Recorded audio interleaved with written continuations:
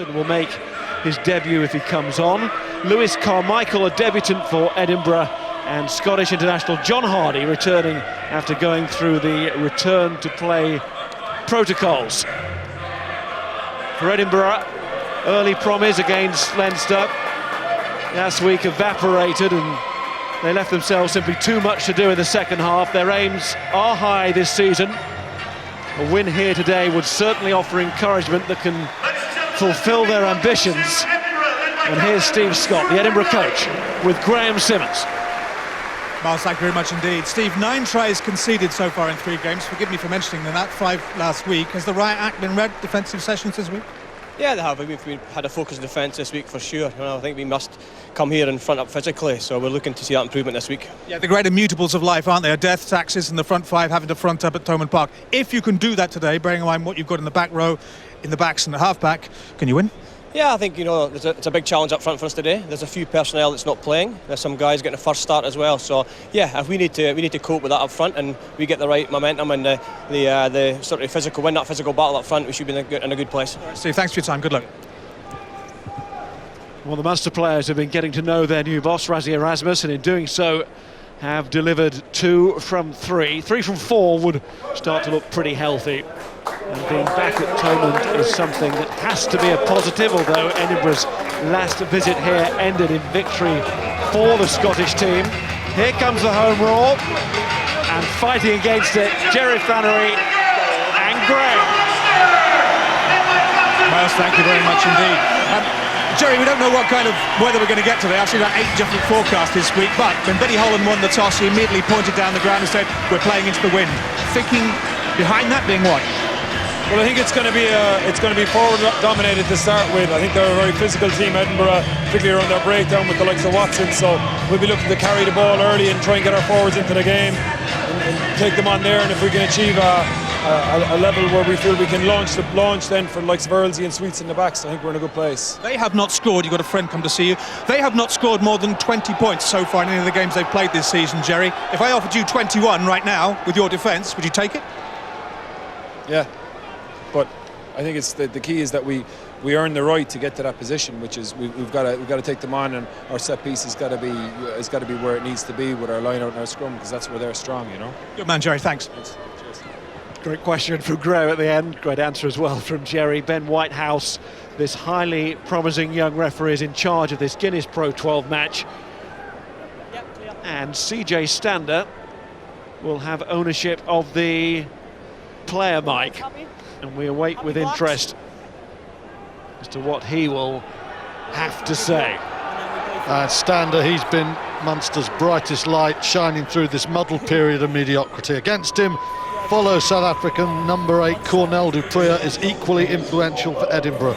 The battle for the gain line could go some way to deciding today's result. So who will take the points on offer today then? The men in red are these men from Edinburgh. Time on. Here we go. Duncan Weir, signed from Glasgow, of course. 25 years of age, coming to the prime of his career. CJ Stander is making his mark internationally as well now. So too Conor Murray, 50 caps to his name. He's a strong kicker of the ball, and that will take us to our first line out, which will take us down to the touchline for the first time to hear from Scott Hastings. Thank you, Miles. Well, the conditions have significantly improved since this morning's wet and windy conditions. In fact, it's almost near perfect for running rugby. A dry ball and a gentle wind, but it's fair to say that both these teams are still trying to find early season form. So for me, it's all about which forward pack dominates and sets the intensity.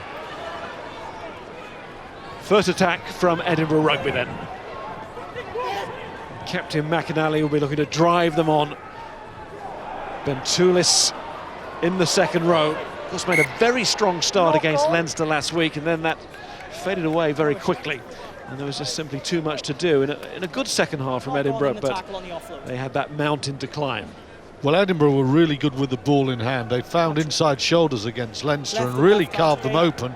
But without the ball, it was a completely different tale, and the Scottish team's defence was terrible. Leinster just cut them to pieces. Now Munster probably don't quite have the firepower that Leinster have, but with Stander at the back and Murray manipulating from number 9, they will fancy their chances if they get the hands on the ball. And against the Dragons last week, their set piece was very strong. Edinburgh put in with Hidalgo Klein. But that positive didn't last for long. For Edinburgh, first scrum penalty goes the way of Munster. You're always angling in. Munster starting today as they finished against the Dragons. It was the defining aspect, I think, the difference between the two teams. Munster's scrum was absolutely superb. It gave Conor Murray such a good platform, whereas the Welsh backline were always playing going backwards. Okay. We had a pretty good gap then. I don't think there was much pressure on. Okay, we'll have a look next round.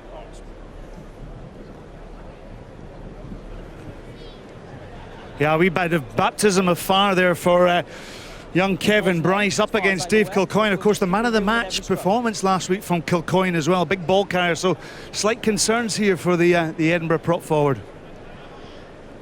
Yeah, new to the job. Made that move from hooker to tight head prop when he moved from Glasgow in the summer. As Rory was saying before the match, he originally was a back row, so he's gone back row hooker to tight head. I was listening to him talk in the week, and he was saying some days are better than others at the office. It's a new job. Some days go well, some days the head disappears up the you-know-where. I'm probably in a better position to see when they're passing the 15 than yourself. So just watch my arm. It'll work every time. Okay. It's been quite an odyssey, hasn't it, for a couple of the Edinburgh front row forwards. I mean, Stuart McInally, the captain, is a former back row forward who became a hooker. Bryce followed him, and then with McInally in as captain, he had to shift to prop. And there's no doubt at all that Dave Kilcoyne started on the bench last week. Hungry player, good attitude, one of only 2 capped men in this Munster pack, which is an astonishing fact. He will be looking to devour Kevin Bryce this afternoon. Yes, his first start of the season last week.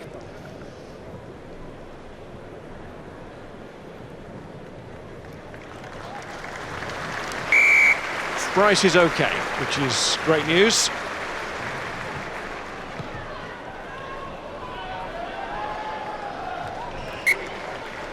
Blandal, even though he ended up on the turf, managed to get the ball into the stand. End the line. Okay, just hold that. Here's Scannell to throw. His brother Rory out injured at the moment, along with Francis Saili, 2 centres missing. Keith Earls back today, alongside Cian Bohan. Of course, had that major impact last week. Saved the blushes of Darren Sweetnam. Now CJ Stander again. Murray. Little roll around from captain Billy Holland. Murray again. And dropped by Kilcoyne. 2 knock-ons. First off red, we'll use the light. Key ball carrier for Munster last season, as I said, a star player in a very disappointing season. You could see last week against the Dragons he was back, not at his best, but very influential. Loves to carry. You can see Blandal and the back line just fading wide, and then the forwards come crashing through the middle. It's that battle for the gain line. It's going to be so important. Yeah, happy with that when we get away with it. I don't want it to give me any thought again. Thanks. 5 up, yeah. CJ Stander has won 11 Man of the Match awards since he's been with Munster. He's one of those players, though, you know, he's at a ball carrying number 8, catches the eye. He's going to be so important this afternoon because this Edinburgh back row is really good. Dupree, Watson and Bradbury, very good at turnovers, so Munster are going to want the front foot to force the Scottish team to play going backwards. Set. Watson won Man of the Match last week, even though he's on the losing side against Leinster. Referee takes a long, hard look at that scrum, and what he'll see is the ball turned over and Stander go. And once again, Munster showing impressive form in the scrum. And it's given Stander a great chance to launch himself like he loves to do. Murray. Here's Earls. Little ripple of excitement as he gets his first real touch. Conor Murray has a go. Advantage is over. You've gone 10 metres, you've had the ball plenty of time. Ian Keatley's come in to act as scrum half, but leads it to Murray. Are we okay to play? What was that again? Edinburgh sorry? holding him up, but not Playing advantage. quite long enough. And advantage was being played anyway. Ball was ripped free in the end, but Ben Whitehouse Number 10. penalising Number Duncan 10. Weir. 10. Offside. It's dream time for number 8 when the front 5 are doing this in front of you. Edinburgh are under all sorts of pressure now. Stander there, I just think he's slightly indecisive there. I wonder whether perhaps Sweetenham should have come inside him. Alan? I just think, look, you know what you're getting from Stander. He's improved his footwork so much. I was just chatting to Rory there. Off the short line out there for Munster, most probably Stander's getting in his previous carry. He's running into Hamish Watson, Dupree, but he still gets over the gain line. It's incredible, the power, the pace that this guy has through the tackle. He's just so powerful through that gain line. He gets over time and time again. It's a great asset to have. So too is a solid goal kicker, and Tyler Blandale has been one of those so far. 4 out of 4 last week, and there is a kiss of death. 22. Struck the ball pretty well today. Can't say the same for that Time one. off, substitution, number 3 is it? Left shoulder opened out there and the ball just faded wide there. Horrible strike. Well, Kevin Bryce is leaving the field. We saw him injured earlier. On comes Alan Dell from the Eastern Cape. So Bryce will be checked out. No news yet as to whether that is permanent or not. He'll probably have a head injury assessment. It was clearly causing some lack of comfort. We're hearing it is a change. It's a tactical change. So immediately, Backwards. Alan Solomons, regardless of any knot that Bryce has suffered, feels that the pack as a whole is suffering, and he felt the need to bring on Dell. Well, that's really good, strong work there from Alan Solomons, taking his man off. 2 scrums, and you can see Bryce just can't handle the pressure coming on. And, you know, Edinburgh are going to be all over the place unless they can stabilise this scrum. Superb decision, I think, from Solomons, although it immediately takes Edinburgh, you know, they lose one of their subs, impact suffering straight away. We're starting the match without W.P. Nell in the 23, the Scottish international. Many believe will go on to be a Lion at the end of this season. Here's Sweetenham. And then from the hurling background, still learning the game of rugby union, but learning it very quickly indeed. Keatley, touch for Vahan, on to Sweetenham again. That's gone forward to Earls, and the referee was right in line. Playing with 2 fly halves there, of course. Ian Keatley full-back today because of Andrew Conway's injury, and you could see the split there. Blandale on the left side, Keatley coming down the short side, so you've got 2 distributors either side, which gives Munster the capacity, if they can win quick phase ball, to go left, to go right, ask all sort of questions of Edinburgh. There's Conway out, but also Simon Zebo, of course, injured at the moment, and new signing Yako Tota not quite up to speed. So Keatley having to wear the 15 jersey. He's worn it before. Adds to the kicking game. It probably doesn't do a lot in terms of the counter-attacking game. It gives Edinburgh a slightly easier out because Conway and Sweetenham in particular will come running back hard at you. Hold. Is it a better scrum? Well, it is, according to the referee. You're taking side steps. You're taking side steps. You Not can't driving do it. straight. You're not driving straight. You're all coming round. You drive straight, not come round. Ref's right on top of that now. An attempt to almost whip the scrum round. And there's Weir. For me, Safely we had to an touch. opportunity Nothing where too we were ambitious there from square Duncan stepping on Weir. the ball and then your team are taking side steps before then pushing straight. Well, you could see there Kilcoyne Not just crabbing round. Yeah. Yes, clear. Ben Whitehouse called it side steps, but there was a little bit of the crab about that.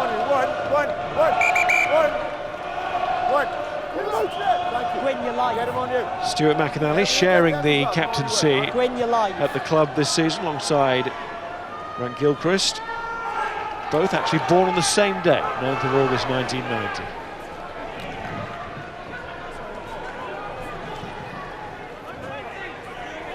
Hidalgo Klein. That's Brown chasing, and he should make it, and does, the winger, who popped in midfield to good effect. Hidalgo Klein again finds Weir. Toulis carries and gets the ball wide. Hoyland is there.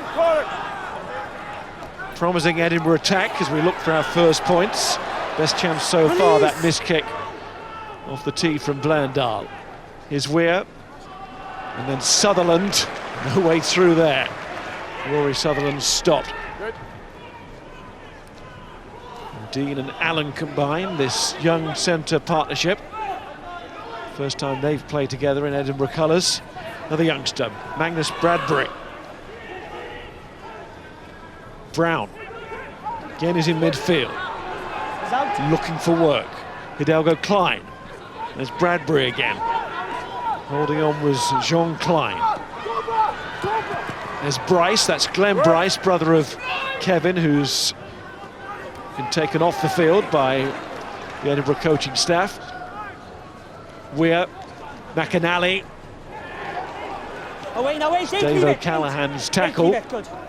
Hidalgo Klein, Weir, have they got the numbers? Well, looking for the handoff, and the little break was Christine.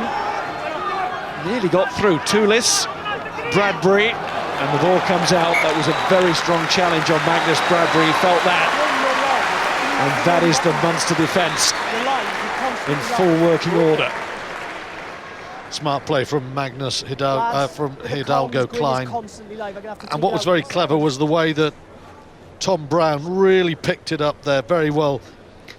Hidalgo Klein is a good player, lovely offload in there. Toulis has been winning line-outs, he's been carrying well, takes the tackle. That's a lovely little flip through the tackle of Keith Earls, and then Cornell Dupree there as well. Good fluidity here. And here's the question, when you put Keatley at full-back, a fly half who wouldn't be renowned for his tackling, for a second you thought Dean had just got on the arc outside him, and I think Edinburgh will be looking to try and find one-on-ones against the full-back in that 15-metre channel. Thumping tackles there from Munster with Jean Klein involved to bring it to an end. Knock-on came from Magnus Bradbury, but he was pretty prominent as well in that attack. I think it was the two locks, wasn't it, putting the pressure on there, Klein and Captain Holland. Well, Holland's Bradbury right up. couldn't hold on. Holland's top of the tackle stats, isn't he? We were chatting before. Normally, he's one of these blokes you think, did he make that many tackles? Because they're all around the fringe, but along with Klein there, the two of them hit really hard. There's 53 tackles in the opening few rounds before today to Billy Holland. Second place on that chart, Jack O'Donoghue. Started the day on 44. And they're starting as part of this very powerful forward effort. It's another scrum penalty, and delight amongst the front row there of Kilcoyne, Niall Scannell and Ryan. Tight egg, up, loose head, in on the angle. Well, John Ryan, he was man of the match last week, and I think he's made a pretty good start again this week. Nearly had some damage there to one of our cameras, but cameraman didn't even flinch. Same cannot be said for the Edinburgh scrum at the moment, which is backpedaling furiously. Good ball control from Stander there as well. Just stay behind the line, okay?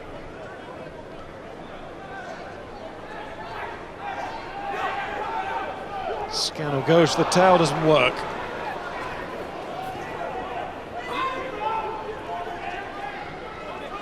Hidalgo Klein to Hamish Watson. It's Fraser McKenzie who won the line out. Good to see him back after the injury to the neck area.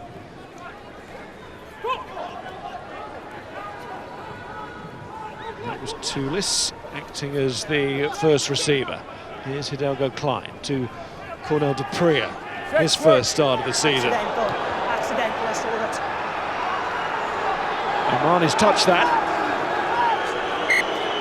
John, you saying anything to check it, you? Rory. Okay. Yeah, I think Edinburgh's attack have been encouraging so far. I think on the whole, their set piece is struggling a little bit, particularly at scrum time, showing the loss of WP now, Ford, and even Bergen, the second choice tight head prop. We're just having a look back at the replay here at the breakdown. There's a big clear out, and it looks like it's Jack O'Donoghue that's down off the back of it. I think Ben Whitehouse is having another look. Yeah, the crowd didn't like it. That's a good kick from Hidalgo Klein again, isn't it? Omani, tantalising, can't quite get his hand to it. Two very good kicks from the scrum half. We did get a touch, but not enough to be able to control it. But there's something to look at here before then.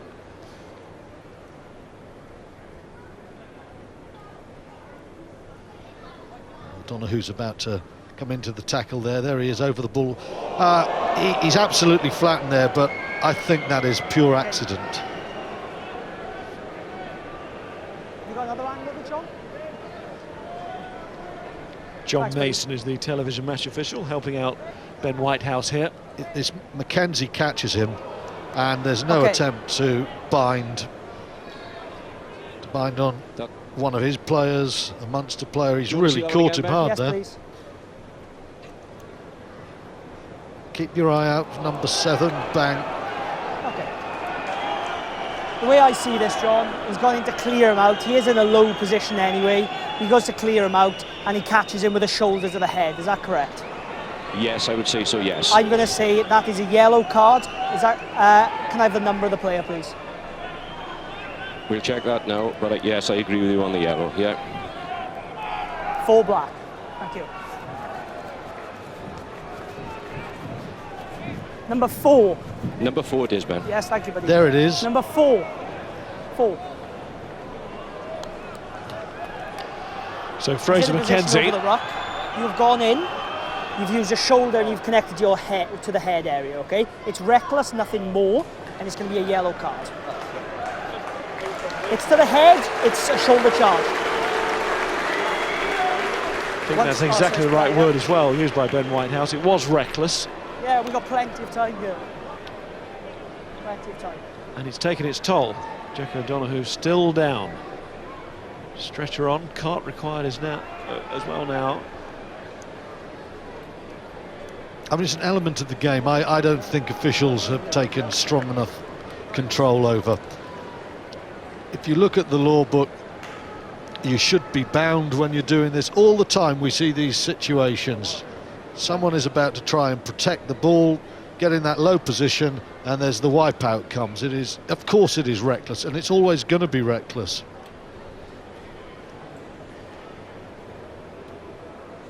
Do you think the colour of the card is the right one? Well, watching it live, Miles, I thought he went in there to clean the guy out, and I don't think he was aiming in any particular high area.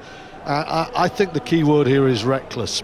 If there's any intent, then yellow isn't strong enough. If it's reckless, and I think I use the word accidental, then I think yellow is probably right. And I think Ben Whitehouse might just about have got that one right. But maybe in time, because we keep getting these incidents, maybe we've got to start turning reckless in this area into red, because it's dangerous play and it's so blatantly against the laws of the sport. Yes, the problem is when reckless has this kind of effect. Yeah. And that's why the laws are, you know, that's why there's a law about binding, and a lot of players don't like it because they think we can't make big hits. But hits not even in the, it's not in the law book of the game. That's the reason that players are meant to bind, because it actually dilutes the power that they can bring into it. And if they have to bind on the bloke that they're going to clobber, they can't come in with that ferocity. In that very instant, you see why the way referees haven't picked up players clearing out breakdowns has become one of the scourges of the game in the last 5 years or so. Connor Oliver is already on for Munster, all stripped off. He'll be wearing number 20, and we're going to lose the young talent of Jack O'Donoghue. We wish him well, and as we say in these situations, it all looks pretty alarming out there with the stretcher and the motorised cart, but it's just because the best possible medical attention is being given to the player. Let's hope everything ends okay for O'Donoghue. But you know what, Edinburgh, yes, they're down to 14 men for 10 minutes, but then Fraser McKenzie comes back, and Jack O'Donoghue, a really bright young player, is out for the final 68 minutes of the match. Is there any justice in that? Well, the answer is no.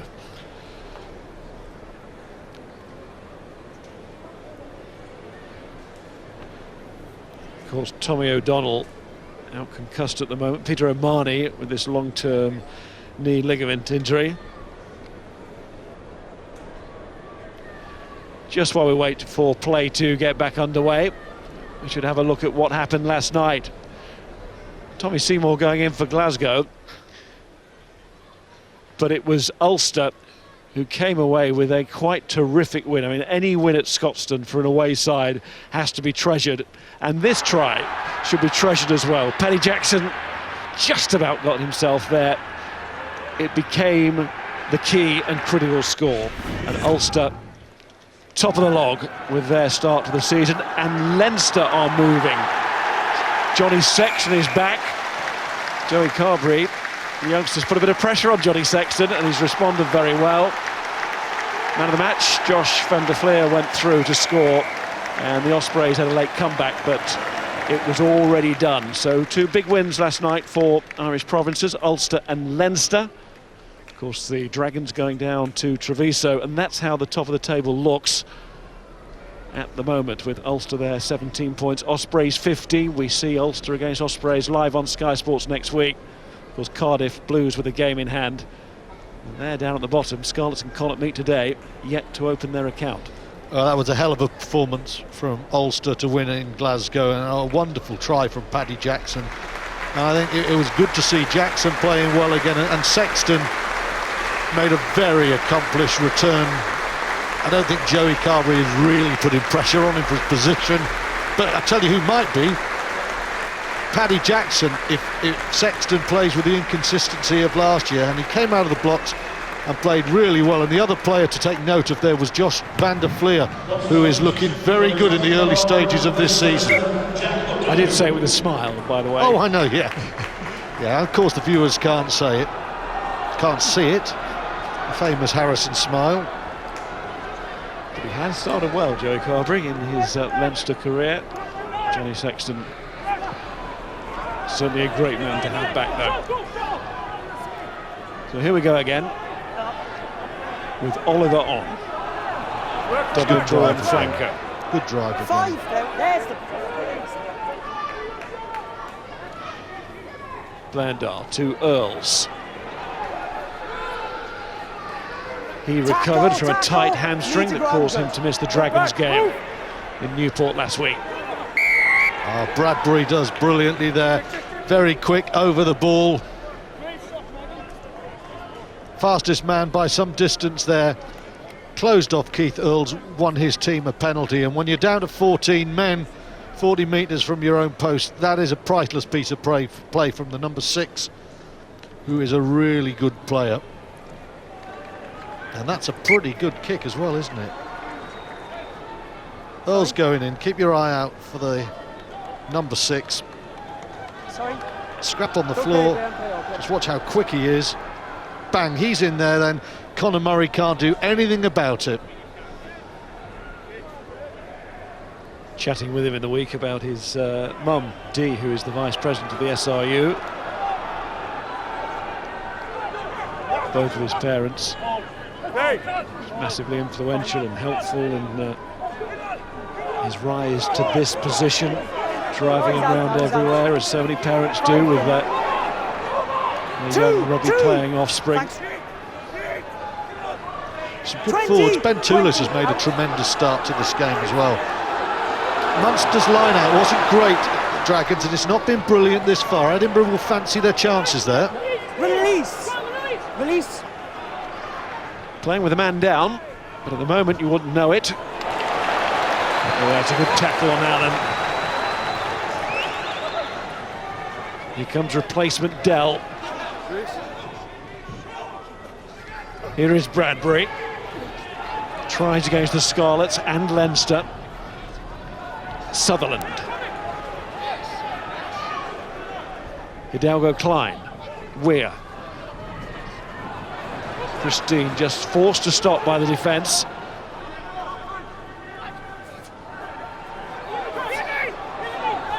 Tackle, release. Hidalgo Klein out to Sutherland again. Can Edinburgh break Munster down? Brown took it in. Weir has a go. Bradbury to Hamish Watson outside. But Brown again was in centre field and not on the wing. So too Hoyland. Being drawn in pursuit of possession. The wingers. Shoulder. Edinburgh looking there for the possibility of a high tackle. The referee said no. Weir. Didn't release. Amazing defence again from Munster.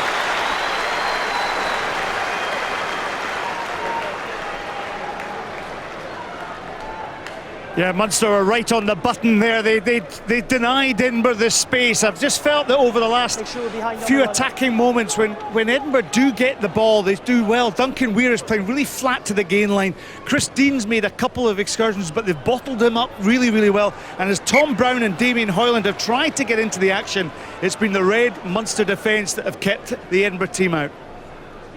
That's great drive in defence from Keith Earls. He's not one of the biggest players, but his technique is superb. He goes low, he drives Weir backwards, and the support work there is very quick there. Bowen, you saw that, Conor Murray in there, excellent play there.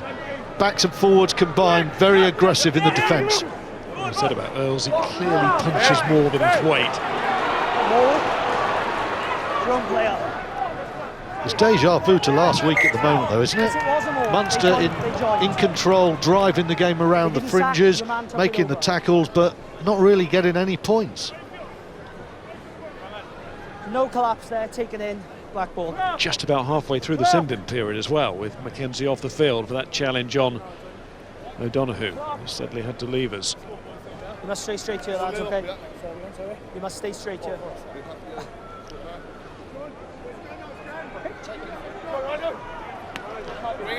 Overall, Munster have a very good record against Edinburgh, 22 wins to Edinburgh's 6. Edinburgh won just one of the last 9 meetings, although that was here 2 years ago. Set.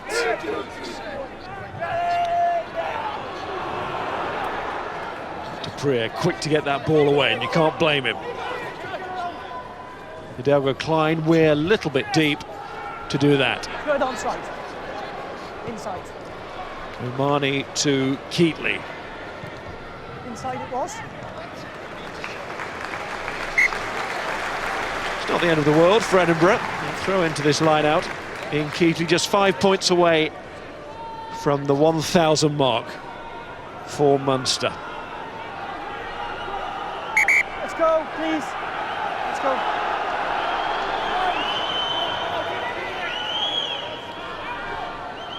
Edinburgh will be quite pleased with the last 6 minutes, a man down, and you can see, Munster have been the strongest scrum, but Edinburgh have looked dangerous. They've got territory. Munster desperately looking to get inside that Edinburgh 22, but they'll have to wait. You've held on. Quick on that, the referee, on the failure to release, and it's always a good thing. And they're going for the uprights. Well, it's almost too isolated there, and you can see Edinburgh just clean in. Scannell is alone, and you can see the tackle. Cornell Dupree takes him in really quickly. Bang, Watson does brilliantly. Now at the moment in this league, Edinburgh have been the top team at winning turnovers. They've been winning over twice as many as Munster. And what we're seeing in the last 5 or 6 minutes is Edinburgh's breakdown work is a lot sharper at the moment than Munster's. Now, it's not turnovers being given, but they're winning penalties, and that is making a big difference at the moment. So we're taking it on, just inside his own half. As the little man got the distance here, he struck it well, but even though it had the distance, didn't have the right line. Well, watch Duncan Weir now. The importance of a fly half standing straight. Ball's going to come out. His line is across. If he goes straight, he fixes Munster. He comes across the field. He just says, thank you very much. The easiest imaginable target for the men in red. And one thing Munster are doing well, they're coming up fast off their line. Weir has to be straight on the shoulders. Hidalgo Klein to McAnally. Weir, up comes Cian Bohan. Edinburgh still have it. Allen, that'll ricochet. Good fall again for Blundell, doesn't Allen? Bundled out by Keith Earls, who further endears himself to the home crowd. And we're off to hear now from a former playing favourite here, now on the coaching staff with Munster, Felix Jones. He's with Graham Simmons. He is, Miles, thank you very much indeed. Defensively, 10 out of 10 so far, Felix. Ball in hand, any concerns? Yeah, we haven't really had much of a platform to play off with. The scrums have gone well, giving us a couple of penalties, but Edinburgh are doing a pretty good job disrupting our line out and making it tough. Hopefully we can get something off this, but majority of the game for us has been played in our own half here, in and around this area, so Edinburgh, as I said, are doing a good job disrupting it and playing it in our half. What have you got to do at the breakdown? Because the last 10 minutes, that's really gone their way. Yeah, we've got to. Sorry, just dropped. Yeah, look, we got to watch ourselves. It's been self-inflicted. A lot of the penalties for us going in off our feet. We got to do our own job there, really. In terms of the incident with Jack O'Donoghue, did Ben Whitehouse get the right card from a Munster perspective? I'm not sure, to be honest. I'll have a look at that after. But look, Jack, hopefully he's all right. I'm waiting on word on that as well. Right, Felix, bless you. Thanks for your time. Appreciate it. And as soon as we have word on that, we'll get it to you as well. Away 18. Thank you. Nearly got inside the Edinburgh 22 on that attack as Graham and Felix were talking. It's a super piece of play from Hoyland going backwards, wasn't it, to turn that over. He can move, so too Sweetenham. He finds Stander. And that's come out the side, and here's a chance for young Dean, who's flying at the touchline, and nobody will get anywhere near him. There's the score. It's come for Edinburgh, and it coincides with the very end of the sin-bin spell too. So a double win, if you like, for the Scottish team there. And Christine will not have an easier score all season. No, he looked up and there were the lumbering Munster forwards there, no chance there, a mismatch. You know, Graham just put the question to Felix about the breakdown and it hasn't gone well. Sort of emphasises the problems there's been. The ball squirts back, little boot there just helps Dean. Munster aren't expecting it to come out that way. 3 Munster forwards against 1 lithe Edinburgh centre. And again, Munster have not protected ball very well at breakdown. Again, the battle is really hard. Edinburgh are competing, they're causing problems. They've got a real reward here, and it's a 10-minute period, 1 man down. They've got 5 points at least. Duncan Weir, he could make it 7. And you know what? Apart from line speed in the tackle and the scrum, Edinburgh are the better team at the moment. And Weir makes it look that way even more so with the excellent conversion from the Edinburgh fly half. We see this type of try a lot in the modern game. Just comes out the side and there's simply nothing that the otherwise impeccable defence can do on this occasion. But I'd go back a bit. You said in the game as it is now, in the Alan Quinn era, Munster just simply didn't allow balls to squirt out of breakdowns like that, and this is an area where really you don't expect Munster to come off second best, especially at home. I'd love to hear when this ball goes dead what Alan thinks about what's happening in that area. Yeah, I think it'll be disappointing for Munster. They started the game brightly, and when you have a strong set piece like your scrum has gone well, I know the lineouts are a bit patchy for both sides, but they've got to be way more efficient than that at the breakdown. Just not focusing on the ball. Edinburgh, in fairness, credit to Edinburgh, they forced some turnovers, but Munster just not efficient at the breakdown, securing the ball, taking out the threat straight away, and it's Conor Murray's having to dig for the ball a lot, and we've seen from the try there ball shoots out the side and Dean scores an easy try. Let's see what they can do on this attack. Well, that broke down. Accidentally, but he did take it with you. The referee decides there's infringement. No need.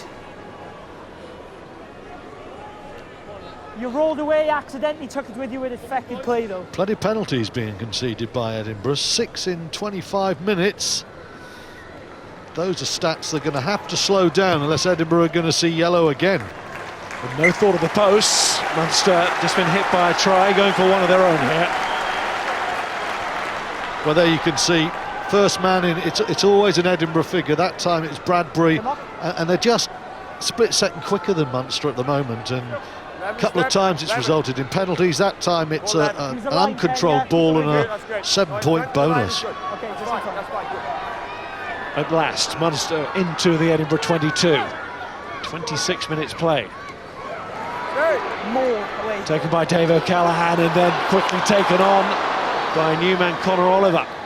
Making a big impression there. It's going to be an offside against Edinburgh. Might be another card considering what Munster were building there. They're offside in midfield.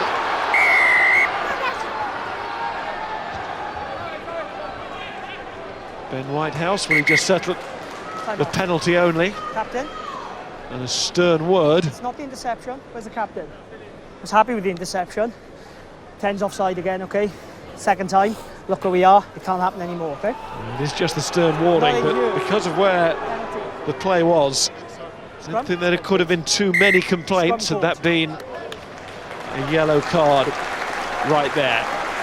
Look at this from the Scotland international, John Hardy. That is a tackle and a half there. Use that as your marker, lads. Tremendous stuff there. Nothing changes. Gap. Great technique, stops the man dead in his tracks. And as soon as he's made the tackle, he's off the man and he's trying to win the ball. He doesn't that time though. Crouch. Boy. He's a great man to have on off the bench, John Hardy. Got that head knock against the Scarlets, but he's over that now. 12 caps to his name. And a man who might well become a Lion. But this is a great effort from the Munster pack, controlled by Stander, and as simple as you like from another Lion in 2013, Conor Murray. And we said that Dean wouldn't score an easier try for Edinburgh this season. Well, ditto that man Murray for Munster. A simple dob down over the line, great control from the number 8 Stander, and great power from the men in front of him. Well, if there is such a thing as an inevitable try from a 5-metre scrum, surely it had to be this today. Munster have them in complete control there. Edinburgh splintered. Still open.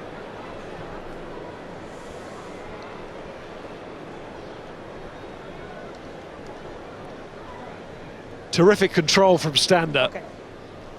Offside, yeah? It's a lovely pace for it though. It's just trundling inevitably towards the try line there.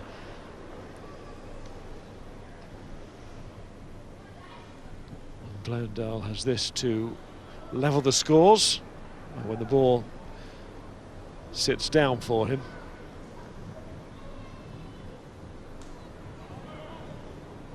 That wind is whipping up again. Really strong overnight. Died down this morning, thankfully, but it is forecast to get stronger as the day goes on. Some more weather starts to come in. And we are level.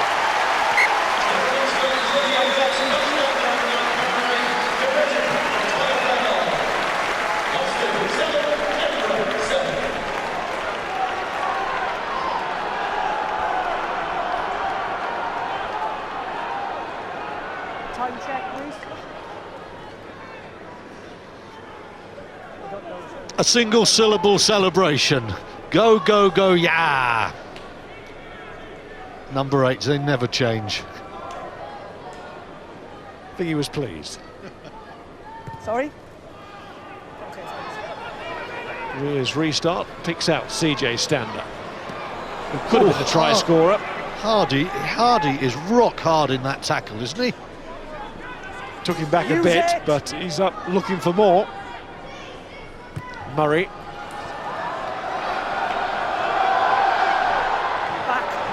Lost by Dupree. Here's a chance for Omani. It's good work by Scannell. He saw that it might be on for the winger, who nearly got away. Tackle. That's ripped before, no problem. Stolen by Edinburgh. Hidalgo Klein. Forcing Omani back towards his own line. Hoyland is there. And Omani makes sure there are no dramas. Once again, Edinburgh are causing mayhem at the breakdown. That's a very good kick from Murray, you expect that.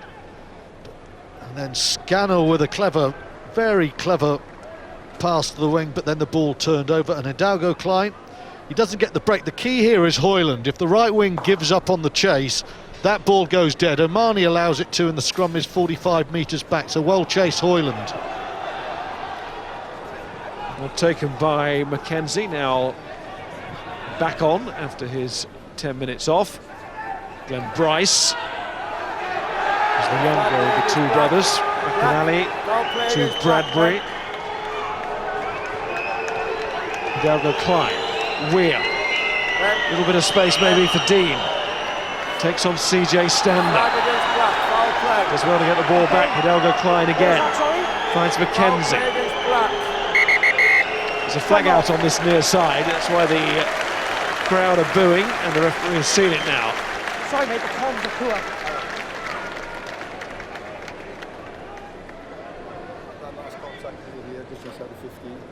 We had a neck roll by 5. Okay. By black, okay? By 5 black? No, yeah, by black. Whereabouts? Just inside the 15. But you're not 100% sure about the number? No, I'm not.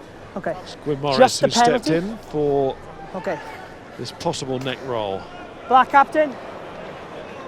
Oh, sorry. It's a neck roll. We didn't get a number. It's a penalty only. It can't happen in the tackle area, okay? It's Rory Sutherland. Not that it matters now. The referee's not going to pursue it any more than just award the penalty. Number 1.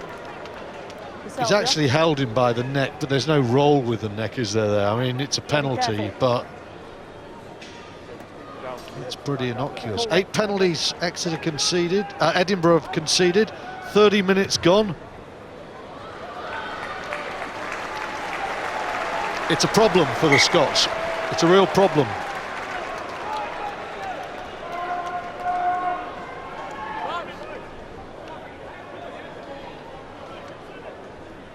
Hold there, blacks. Solomons, the man in charge. Just in front there, B. Wilkins, who is one of the assistant coaches, used to be with Queensland Reds, English born. And Duncan Hodge also. Steve Scott, the man who completes the Edinburgh coaching staff. Blandell, good hands. Bohan. Earls. Trying to put his foot down, couldn't get away from Michael Allen. Good. Oliver. It's been a tigerish start to his time on the field. Keatley, chance to go wide. Sweetnam. O'Callaghan. Oh, they don't want another interception down this touchline. And Keatley did well to get back to find Kilcoyne. In went Brown, just did enough. Gets applause for doing that from Duncan Weir. 7-all, but Munster still not really flowing, and the importance of Keith Earls can be seen here. Bohan with the half break first of all. Earls coming round. It's that change of pace to get outside his man. In the end, Dean does well. But really, Munster do need that capacity. And there you can see once again, another ball lost from Munster. They're poor on the floor at the moment.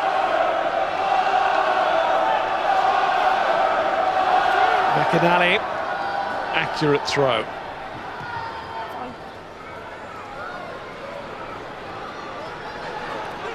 Here's Keatley, and Omani makes a bit of a hash at that. Credit again to Hoyland. It's a reasonable cross kick from Duncan Weir, and Hoyland puts maximum pressure on, and he forces a mistake where Munster will rightly feel there probably shouldn't have been one. But if he's not there, he doesn't force the pass from Keatley, and Omani hadn't quite got deep enough, and Munster will think that's a very sloppy mistake to make. That's 20 metres of easy territory given to Edinburgh. There's Damien Hoyland, back after his groin injury and back onto the field after his blood injury being attended to is Hamish Watson, so he replaces John Hardy. Well, I'm sure Munster won't be unhappy to see the absence of Hardy. In the time he was on, he made 4 tackles, and 2 of them were shudderers, and he will be coming off that bench and will be making some impact. Expect to see him play a prominent part in the international Northern Hemisphere season, John Hardy. Who knows? A New Zealander by birth, he may be thinking about a trip to New Zealand at the end of the year. He's in my squad, but that really doesn't matter. That is forward to Chris Dean. Wasn't that marginal, was pretty clear. Nicely worked, Hoyland, showing he's not bad with the ball in hand either. That's forward. We don't have to worry about position of hands, fingers, wedding rings. That's forward. Wedding rings? Go, lads. Anything. I've heard so much nonsense about the forward pass, I just thought I'd throw wedding rings into the equation. If he has got one, I hope it's taped up. You know what I mean, Miles? Looks single and available to me. Oh well, all yours, mate. Wasn't thinking about me.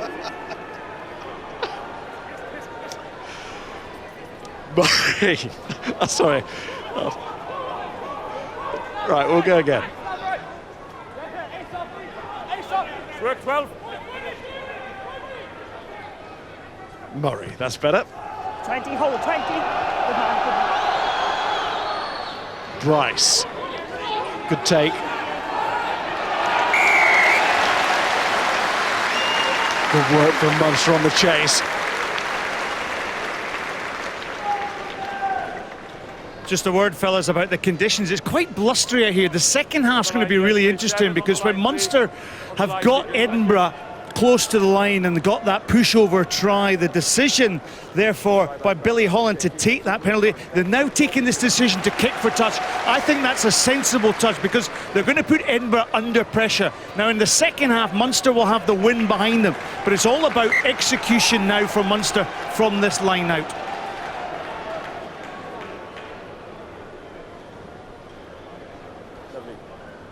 Lads, Black, stay there. Blacks, I don't want you stepping in, hold it there. Stay there. Line-out has to be better for Munster than it's been so far. They've only lost 1, but there's been some scrappy ball. That's better. This time they cut Toulis out of the equation. It's been a threat in the air. Stay. Whoa, watch it, watch one. Leave. Just playing it short, or reasonably short. Make inroads in that midfield area before wanting to spin it wide. Back. Kilcoyne. Tackle. Stay back. Good pick and drive. Edinburgh having to work hard here. Knock on. Just before half time, and Munster knew the importance of a possible score there, and the referee just spots a knock on. That's a little bit impatient there, just forcing it. There was no need there for real pace and momentum there. Slow, steady pick and drives as we've seen over the years. Edinburgh, shadows of the post under pressure, and there is the knock on. Time check, Jude, 3 is it? Good pressure from Edinburgh. Good pressure, but disappointing. And Stuart, that's been the key, isn't it, throughout the game? Munster have been sloppy around these areas, and these little mistakes have just taken the edge off the Munster performance, because once they stretch this Edinburgh defence, once they put them under pressure, there are holes. I'm standing right behind the post here. Tremendous defensive effort, 2 tackles by Alan Dell, but that final execution for Munster will have to be worked on that second half. Yeah, it's interesting. Munster sloppy, but part of that reason, I think also Edinburgh's speed at the breakdown. They've just been a little bit quicker, and Munster as a result are just being forced into Stay down in that contest, mate, yeah. making errors, rushing plays. Crouch. Bind. I'd imagine Mr. Quinlan, not too far from me, Hold. would be shaking his head at some of this stuff. More pressure there for the Edinburgh pack. Hands away, right They need now. to get out of this. Hidalgo Klein. Oh, he's dropped the ball and he's just laid off. Time off. And they're going to check it. But Conor Murray could have got another. Well, again, the scrum is just John? destroying Edinburgh.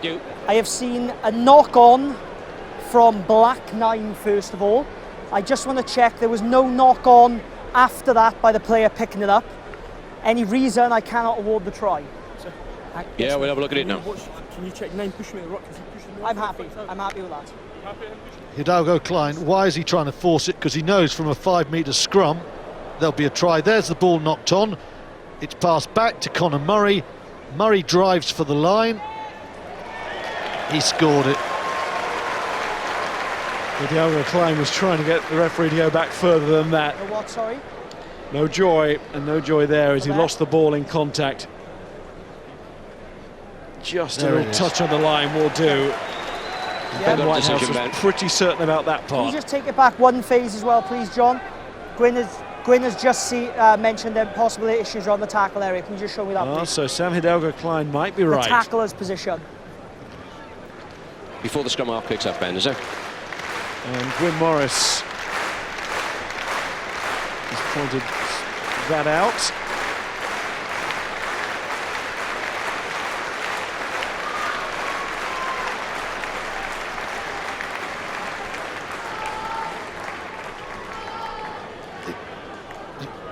Is it Stander there?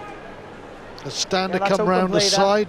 Okay, as far as I'm aware, John, I can award the try.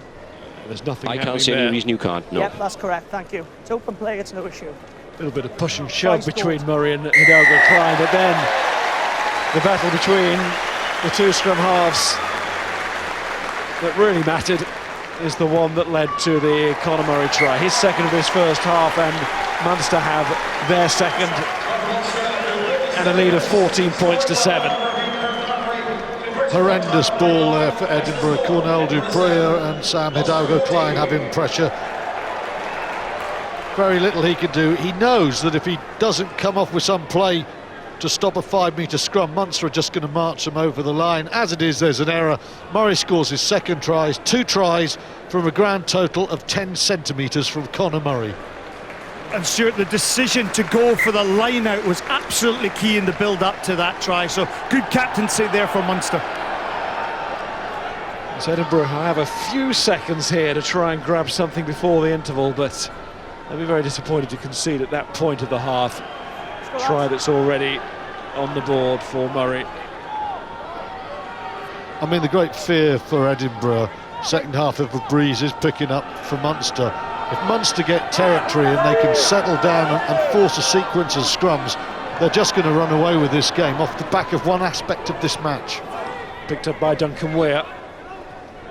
Hidalgo Klein. Hamish Watson. Hidalgo Klein again.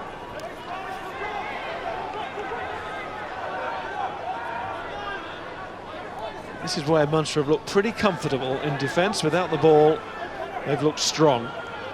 It's the way it squirted out of the breakdown, allowing Dean to have a free run to the line. It's the only try they've looked like conceding.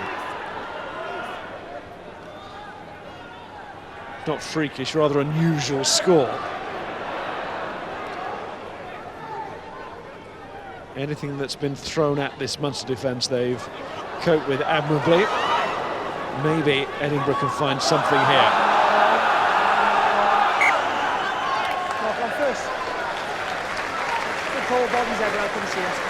It's not been a bad kick chase game, you know, from Edinburgh. They've really given targets to their men. Your time Always. knock on. Clever kick from Okay, Weir. that's half time. There's half-time. Edinburgh down, Munster scrum dominant. Yes, they are structured, Munster, no doubt about that, but there's nothing wrong with structure if it leads to the lead itself, and that's what Munster have, courtesy of 2 tries from Conor Murray. They lead by 14 points to 7, that Dean score for Edinburgh, and we'll get the views of Alan and Rory with Alex in a moment, but here is CJ Stander and his take on the first half on Player Mic.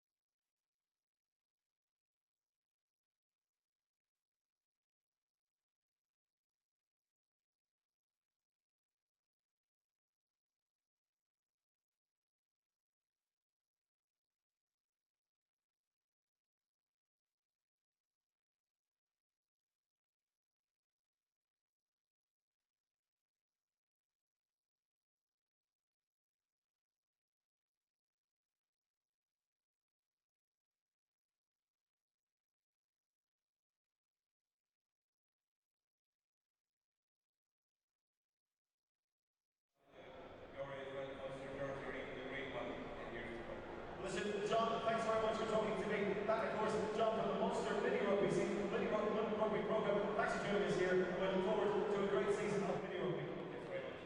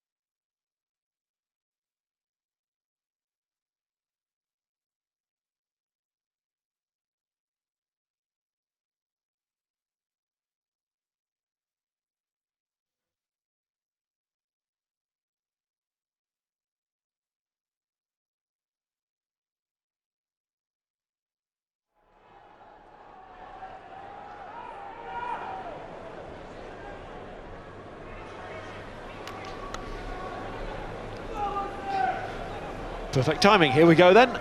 Munster have the ball to kick off this time. There's the man with 2 tries, Conor Murray, and there's the man who rather let him have the second one, Sam Hidalgo-Klein. Well, the man with an absolute nightmare at scrum time behind a retreating pack. Very difficult for Hidalgo-Klein. Murray, he'll want quicker breakdown ball. This corner to Priya. Qualifies for Scotland this autumn. Stuart McInally, who's won 9 caps for his country. The captain sets it back to Hidalgo-Klein and Duncan Weir, but this will be Ian Keatley's. CJ Stander on his shoulder.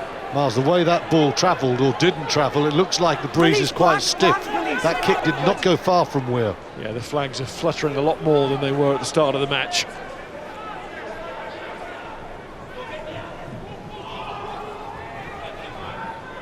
Keatley, Sweetenham. Exciting talent in Irish rugby. There's Holland on to Blaendal, and he's eased through well there. Oliver, done really well, the youngster, done very well.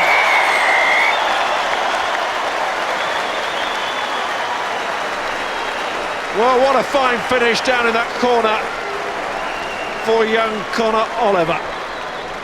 He'll have dreamt of moments like that. Well, it's a superb step there, but Duncan Weir is going to be really disappointed with himself there. It's a woeful attempt by the Scottish international fly half to make a tackle here. Good play from Blaendal, but that's a one-on-one and he's way too high. Toulis comes after him, but there's nothing he can do. It's super play by the one fly half, Blaendal. He draws the man, he pulls someone in here, the one-handed ball, but Duncan Weir, one-on-one against the replacement forward, has to make that tackle. That is horrible. It's even worse on that angle. Little shimmy, and he knew he was away. Had time to almost enjoy it. What a moment.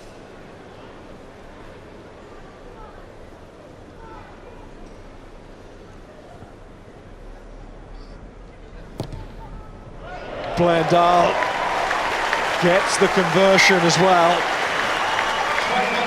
His third of the afternoon, Munster's third try. And what a start to the second half for the home side. It becomes a one-on-one because Blaendal draws in the one Edinburgh man, but still in one-on-one situation there. Weir has the experience and the pace to make that tackle. Well played, Conor Oliver, but that is that's poor defending. Weir restarts with his head down in more ways than one.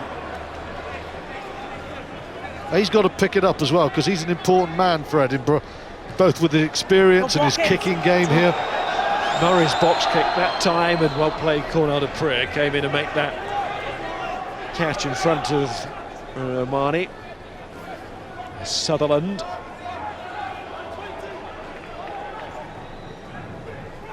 Alan Dell. There's Glenn Bryce, the fullback. Haven't seen his long and rangy quick stride yet in the match.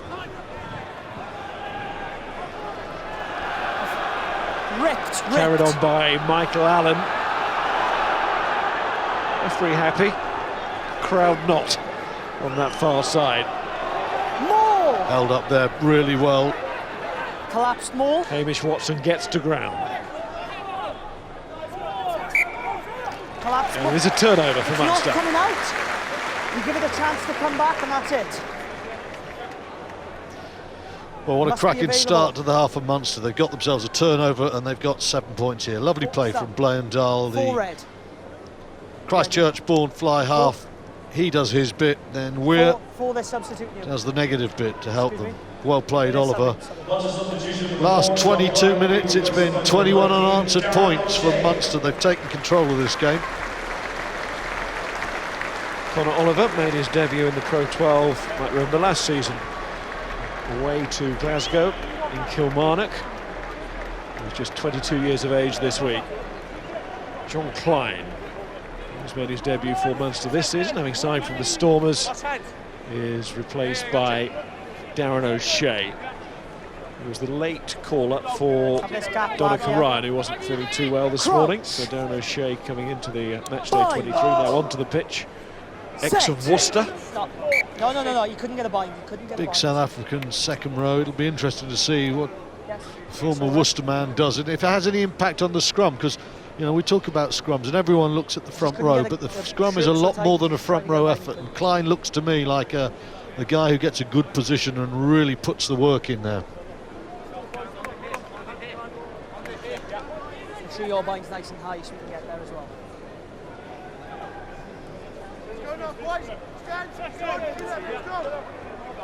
No problem, says Alan Dell with a little wink to the referee. It'll all be okay, don't you worry. Bind! That could be called misplaced optimism from an Edinburgh perspective. No, it's not good enough, lads. It's not good enough. Some misplaced elbows there. We're going to reset. We're going to have a bigger gap.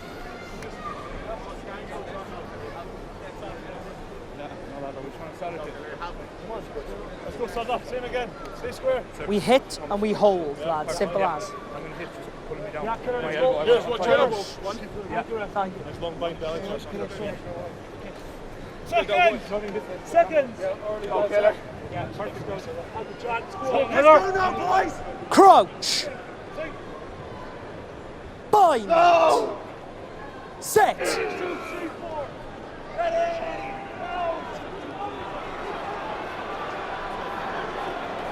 Played by Stander to Murray, and then Sweetenham. Sweetenham trying to get away. Inside he goes to Murray. And Sweetenham just couldn't take it on the follow-up, but Stander could, and then it's Dave O'Callaghan. And into that Edinburgh 22. Murray goes to the long pass, finds John Ryan, he finds Keith Earls. Munster now in search of the try bonus point. Stander, Blandal.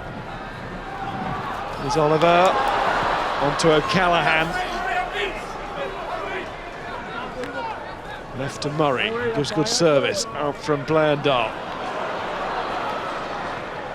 Here goes Bahan.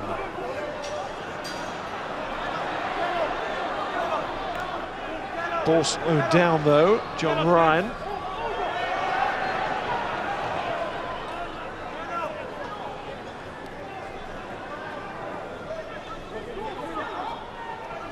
Kilcoyne. Here's Ryan again. No hands! There's the ball, leave it, Black! Stander can see it. Quite relieved to get the put in the end, Munster, no doubt. Well, great situation now for Munster, 20 metres from the try line under the post with the scrum. Sweetenham is quick. That's a good inside ball as well, and Conor Murray looks to step on the outside. This time Edinburgh are ready for the tackle, but suddenly Munster are getting the quick ball that they couldn't get from the breakdown in the first half, and that makes it so much more difficult. Good defending there, Glenn Bryce, but at the moment the ball is getting very quick for Munster, and that's making life much harder for Edinburgh, Scott. Yeah, you're absolutely right. I actually watched from behind the post as that attack came down that blind side. Great supporting play inside by Conor Murray. His influence is starting to tell. The communication, you can hear it from behind the post. The players in the Munster jerseys are holding their lines. They're stretching this Edinburgh defence, and it wouldn't surprise me if they got a try off this scrum. Doing a lot of walking today, Scott. You might need a new pair of shoes. Talking of new shoes. No, we're not talking to you. I'm just worried. Has Scott Hastings paid for a standing place there? Because look behind him, there's absolutely nowhere there. Just because he's an illustrious Lion doesn't mean he can go to parts of the pitch where no one else can. Get off the pitch as well, Scott Hastings. I've got my friend the photographer here. He's the only pal here, so. Yeah, he's working for a living. Yeah, I think Munster are going to attack down this blind side, just onto this corner here. Murray's just looking at it. By the way, Stuart won't talk about new shoes because he's gone all trendy on us. He's having a midlife crisis. Midlife, that's a compliment. Thought you'd like that a bit. Stick them on the desk, show them to the viewers. Come on. Good scrum last Must scrum, I really? When the ball came out. Two before were poor. I've gone over the other side, and these become. It's a sort of Lads, we've got issues around the binding. It's the sort of Gus P. shot Argentina World Cup victory against Ireland shoe, you know? Pressure off before you sort of get all excited. I'm excited about this scrum. I'm wondering whether Munster can go 20 metres and touch down. They do make you look so young, you know. Yeah, I don't know. I think I'm looking pretty youthful as it is. If it's still in, though. Back to sanity. Crouch. Bind. Set. Murray puts in. Lovely central position. Could go either way, but it's coming this side by the look of it. Well, first of all, the Munster pack want to take it as far as they can. Controlled by a standard. They've got the penalty advantage, so that's something to build on. No way through for Keatley against Bradbury. Still advantage being played. Blendar this time on the inside. Released Oliver for his try. Couldn't quite do it that time. Murray might just decide that in front of the post this is just too much of a gift to throw away. Front row. Oh, I tell you what, a couple of metres closer, I'd scrum again. They've got them on toast there. Conor Oliver holding in Magnus Bradbury, but Bradbury, blindside, makes another big tackle. He has been really good. Tremendous technique, and there's no spear there. Good play. 21-year-old has been very impressive, and it's been a hard day for the Edinburgh back row because they have been backpedaling most of the time because of the power of Munster's set piece. And they agree with you, they're going for the scrum. Well, I mean, at the very least, I mean, if they just drive straight, they're going to get another penalty. They could just eke their way over the line and probably get another Edinburgh prop forward Simbind. Crouch. I mean, that sounds sour and cynical and all sorts of things, but they really have got them on the proverbial toast here. There is the penalty. Number 1, 18. So you've got to go again now, haven't you? You've got to take another 18. scrum. All logic says it. Yeah, now you're building the position. 18. Captain as well, if you'd Block like. by block. It's not the first penalty against yourself, okay? We've had very poor scrums. I spoke to the one earlier, he improved. Your behaviour hasn't. We're going to have to improve, otherwise I'm going to have to escalate my sanctions. Penalty here. Lad back 10, just in case, please. It's fair enough. Oh, it's exactly the right decision. It's not pretty, but Thomond Park hasn't been a place where beauty contests have been high on the agenda over the years, even in the great years. You know, Munster have ground out the great victories, and right now they're just, I think they're grinding their way towards a bonus point try, which in the circumstances will be very satisfactory. Bind. Set. Hold. As we have seen sides leave it too late for that bonus, start going for it in the final quarter and never get it. It's going to have to be a card now. Referee straight to the pocket. Alan Dell, the man who replaced Kevin Bryce, who was pulled off early in the game, the man who's learning to be a tight head prop. We've got a pretty strong lesson today, and also the crook from Alan Solomons. Well, the referee has done the sending off the field here. Alan Dell into the sin bin. We've lost two tight heads. It was tactical, answer the question. So it's passive scrums then, yeah? We did get an injury, but we were told it was a tactical change. Uncontested. So I will give you the option. It'll be a penalty here. It's uncontested. I mean, Bryce was injured early on in the game, but the official line from Graham down on the bench was that it was a tactical change. 10 metres, lads. And of course, uncontested scrums, and that's nullified Munster's inch-by-inch march towards the line. But I think they're feeling good about things now. 5 metres out, catch and drive. Yes.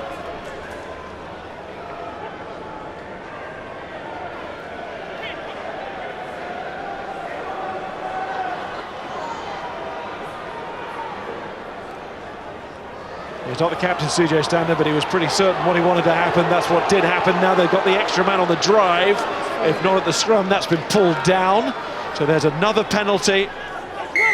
Edinburgh in tatters here. 4 more straight down. Pulled down by Fraser McKenzie, who's already been to the sin bin for that challenge that he made on Jack O'Donoghue that took him off the field. Took both players off the field. O'Donoghue on a stretcher and McKenzie into the sin bin.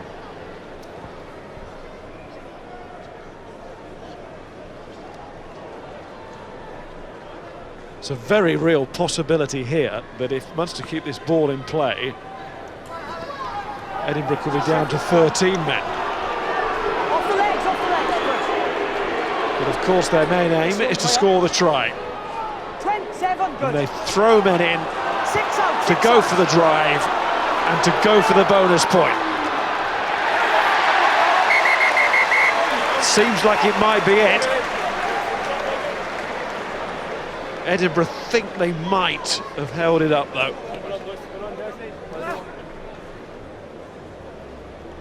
John, I Yeah, couldn't see whether he got underneath the ball or not, because players fell on top of it. Can you just have a look at that for me, please?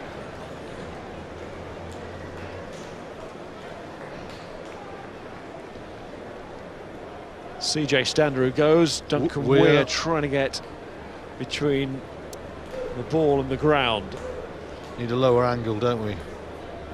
Looks like he might have done it from that angle, but as you say, we need to get in closer. He's got that left forearm out as well, I think, which is quite significant here. Stander, the flag bearer for this drive. Weir. If those are the angles you got, you can't give a try there, can you? Not seeing the ball go down. Ben, The question was not, is there any conclusive that he's reason actually why got he the ball can't down there. Yes, and the award same the for try? me, mate. So, for me, it's inconclusive. No try. Scrum 5 held up. Yes, I would go with that, yeah. It's a No 5 try metre scrum, held and up now scrum 5. Edinburgh are going to benefit from the fact that they have got a prop forward in the sin bin, because if it was 8 against 8, you might as well say, well, here goes another try. It's probably a penalty try under the post, and they can't take it on. It's so frustrating for Munster. They're being penalised for their complete and utter scrum superiority. Yeah, one's got to go off now, yeah?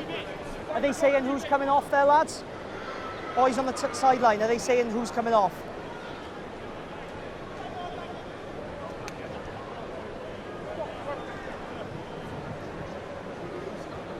No, lads, it's fine. It's fine, actually. There's uncontested. Yeah, it's fine. No problem. Yeah, they we dropped don't the need man with the yellow specialists. card. There's no issue.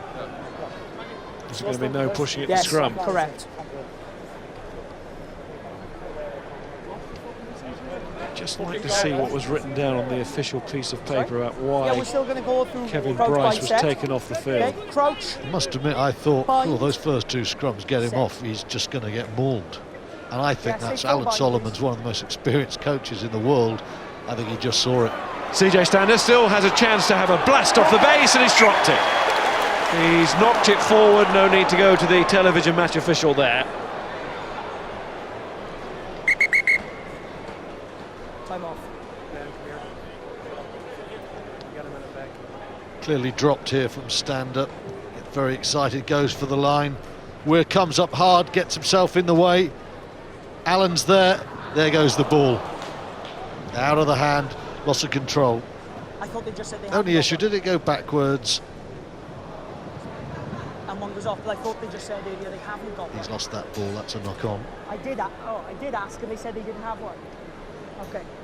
Sorry, there's obviously been some confusion. I think Ben Whitehouse lads, is trying to clear up the whole issue about the uncontested scrums and why Bryce went off earlier in the match. Well, if he was tactically subbed, he should be on. Said hooker or other. That's not injured. Okay, he needs to come on. Another person goes off because they got to have the front row there if there's one there. Yeah, that's the point. Hey, could you nominate? Could they nominate? Ben Whitehouse players is talking to come about off? it. If he was substituted tactically, then he is fit and he can come back on, and you have to have a front row there, as we see again that ball being lost. Sorry, lads, there was a little confusion earlier. I thought that you said that there were no players to come on. Is he coming on now?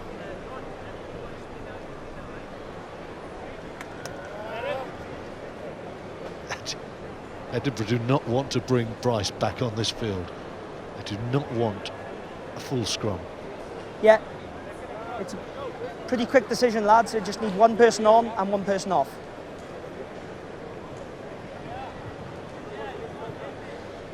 That's Blair Kinghorn, and he's not going to play in the scrum.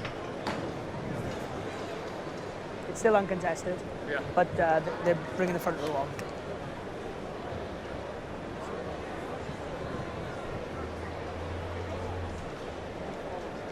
Yes, we need a full set of front rows if we can have them, just because that prevents sides bringing on they can't win it anyway, so it doesn't matter. A flyer. Just put it in. They're not going to win just standing it. there in a scrum, just having a man who's quicker around the park. Obviously, that would be gamesmanship, so front row forward is required.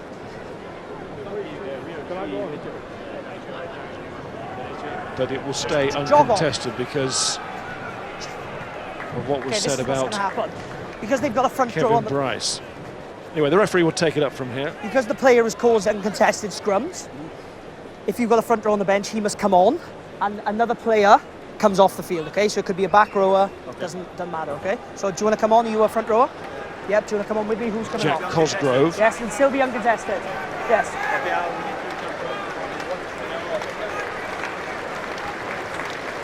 Lads, we've got to make a decision, otherwise I'll send one player off, okay? Anyone.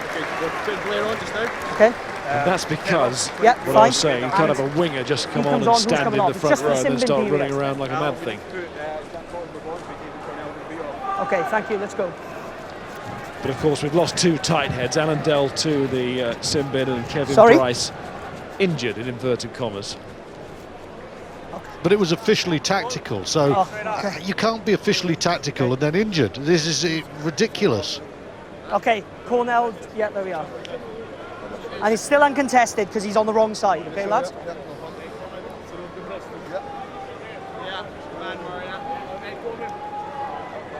Okay, let's go. Just listen to my calls, lads. We just go in. Crouch, so Edinburgh go down with two loose head props. One of them standing in the tight head prop position, but not a tight head specialist, so it's uncontested. And away goes Magnus Bradbury. Stay back. Good.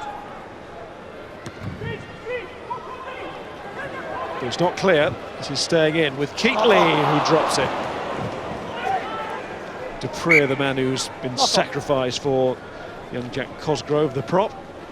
And the knock on from Ian Keatley, the Munster fullback. Let's speed it up, lads. We're not contested, so let's speed it up. Again, Edinburgh find it very hard to get out of that corner with the breeze blowing into their face, but Keatley takes his eye off the ball, seeing what's on.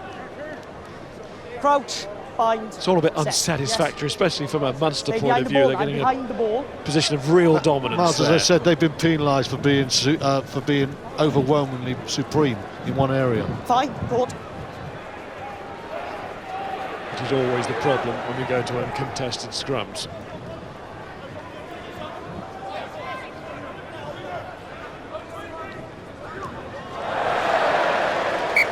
Knock on this time by Edinburgh.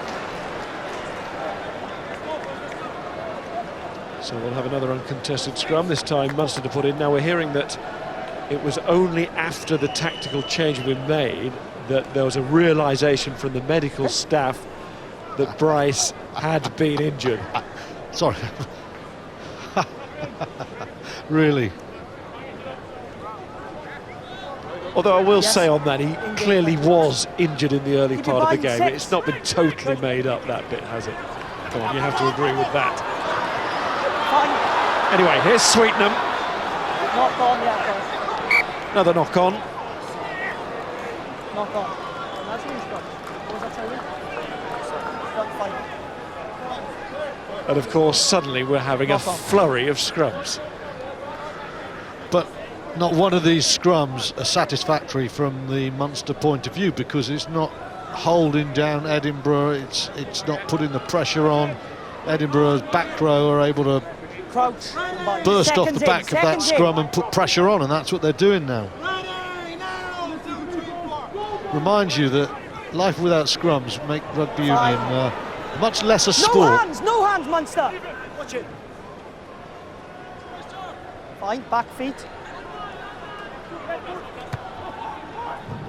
Music to the ears of props worldwide. Here's Keatley. Munster, because of circumstance, need to get themselves going again here. This will help. A penalty. And they'll want this in the corner again. It's not enough. He rolled and stayed there. Blaine Dahl just defending on the left wing. He's just coming over to the other side. They haven't even waited for him. They've just banged the ball into the corner. I think Munster are just a little bit impatient. They got that third try in, the 42nd minute, and thought, come on, we're on for it. And they just want to close this down. Which is unusual, because Munster have always been the most patient of 4-try bonus point builders at this ground throughout their history. Almost scientific in their approach to the fourth try. Yeah. Certainly in European competition, and famously too. Now what can Munster do from this drive? Still with the extra man. This is where they can make it count, not at the scrum in moments like this, but that is fine work from Hamish Watson. The kind of work he showed last week to get that man of the match on the losing side against Leinster. Stay back. Hidalgo Klein has been caught before around his own line, which led to the second Murray try just before half-time. Back feet. 3 tries for Munster to Edinburgh's 1. He's not caught that time. The scrum half uses his boot well. And here comes Sweetnam, straight back. John Ryan. Those scrums to sap the energy over the last few minutes, so he should be raring to go, the prop. Murray. Blaine Dahl. Space for Dave O'Callaghan, and there it is. The bonus point secured by Munster. They knew they couldn't lose the first 2 at home this season, and they're not going to. It's not on the agenda at all now. This is Munster's game, and Munster's bonus point as well. The red tides now are just overwhelming Edinburgh's defence, and again Blaine Dahl has just faded across. Nice little delay. It's a good straight line from Dave O'Callaghan. Too much of the attacking play has been lateral. That time Blaine Dahl faded, but O'Callaghan's cut in line. Watch this, really good. Hoyland for once is too quick out of the line. The door opens, O'Callaghan's through it. And here's Blaine Dahl looking for his 4th conversion of the game. He was 4 from 4 last week. He's done it again, and Scott, you got a great view of that. Yeah, absolutely. Blaine Dahl, the way he held up that ball, he sucked Hoyland out, he came up too quickly. That created the space, and the bonus point secure. It was a tremendous angle and run, but it's almost inevitable. I've been looking at the body language of the Edinburgh players, and just, it must be so dispiriting for them. They haven't yet been in Munster's half. This will be the first time they're into Munster's half, but the game is over for Edinburgh. It does feel that way. You never want to write off a game too soon. It can come back and bite you. But this does feel, even though we haven't reached the midway point of the second half, there's only one winner. Up to Edinburgh to disprove that now, or at least show the kind of fight which sends them into next week. He's the 9, you can't take him out. In slightly better shape than they are now. They've got a penalty and something to work with. Coming through on the half-back.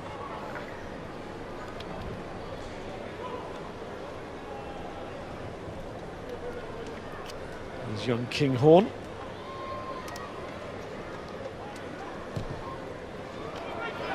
Oh, he's missed the touch just when they really needed one. Something to grab onto. And Blaine Dahl. I guess 7:28. Kinghorn's thinking, I've got to go for broke here, and first time he's played at Thomond Park, and it's a difficult wind, and he's just read it incorrectly, hasn't he? credit for going for it. He had the nerve, but sometimes a little more experience would have helped him out there. He's a promising player. Hidalgo Klein to Kinghorn. Over the top of Allen. Played by Bryce. But again, it's knocked on. Okay, is he ready to come back on? See James Cronin now on for Munster wearing 17. We knew about Cosgrove, Edinburgh's number 17. There he is. Not certain whether Edinburgh 7:28 just trying too much. First the kick and then that really long, ambitious pass there. They've had so little ball, they've had so little territory. Keep a bit of ball, test Munster's defence and see if they can find a short side for Hoyland or something. Who's coming on? 17? Conor Murray gone, Blayandal gone. Munster think the game's done. Yeah, Alex Wotton on for his debut. Lads, yeah? There's Duncan Williams, who will play alongside him. Back to a full complement, lads. Scrummaging. Okay, time back Keatley on. moving into 10. Wotton into the back three. There he is, 22 years of age. Crouch. Out of the Northampton Academy in England. Bind. And Sevens player. Set. Hold. Stay behind the ball, okay? And stay close to the scrum. Knock on. We have a scrum again with Dell back on. It's not been a great day for Keatley. He's moved up to fly half now with Blayandal off, but Blayandal, he's had a good second half. Big involvement as well with that last try. Nice and long. And this time deliberately lateral. Watch this, there's your man Blayandal. He's fading across the field, but he's pulling it across for a reason, to draw the Edinburgh men. There you can see he's pulling people in, and as the man is pulled in, Hoyland goes too wide. Callaghan sees the gap. Cleverly orchestrated there by the New Zealand fly half. Across, weight, and then a burst of pace from O'Callaghan. Set. Hold. Turns a chance into a try. Try for the man of Cork. Hidalgo Klein off to Kinghorn. And Dean going wide. Hidalgo Klein again. There's Toulis. Brother Alex, one of the rebels in Australia. Hidalgo Klein to Kinghorn. Nice little show. Tries to free those long arms, but can't. No issue. Chance for Casey to bring it away for Munster. Stuart. Again, Miles, just trying too much, Edinburgh, trying to force the game. Keatley. There's Damien Hoyland going back. He's quick when he gets going. Hidalgo Klein. McKenzie. Tackle from Bohan. Certainly not let the side down defensively. Cian Bohan in midfield, has he? No, he's played his part as a cog at inside centre. He's been really good defensively. And there's the interception for Casey now. Does he have the pace? The answer is a pretty quick no, but in goes Williams, and that's a good pick-up by Oliver, who did have the pace to go in earlier in this second half. Williams again, Keatley, good hands. Cronin needed to get the ball inside and does, but Edinburgh had support there as well. There's Watson. There's Neil Cochrane who saved the day there. If there is any justice, Miles, a Munster front five man is going to go over for a try today. If there is any justice. Cleared out. But maybe not from that range. Maybe not. Here's Sweetenham. Oh, lovely little swivel of the hips. But that's lost in contact. And Kinghorn will look to counter-attack here, so too Bryce. Hasn't really had a chance to have a run. Good ball inside, and Brown goes. Good release. The winger. You can get there in time. Kinghorn does. Out it comes to Bradbury. Starting to open up a bit here. It's not bad news for Edinburgh, really. It's more good play from Bradbury, isn't it? Dean onto Watson. Nearly lost it, but didn't. Thank you. Throws himself again aggressively into contact as Cochrane gives it to Alan Dell. And that is going to be a penalty. And as Ben Whitehouse finds the position on the field for that to give the offside against Ronan O'Mahony, we will join Graham Simmons, who's with Alan Solomons. Graham. Thank you very much. Alan, you never say never. Is this still doable? No, I think it'll be very, very difficult. The problem that we've got is the scrum has been the key to this whole game. Unfortunately, we haven't got Vipia Nelia. We lost Simon Bergen to an injury. We lost Kevin Bryce in the opening minute of the game.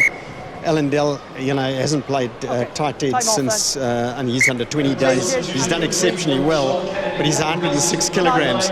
And I think that's been the big difference today, has been the scrum. Do you think your team should have done, for all of that you've just said, I understand all of that, Alan, do you think your team should have done better there, or perhaps been cuter there?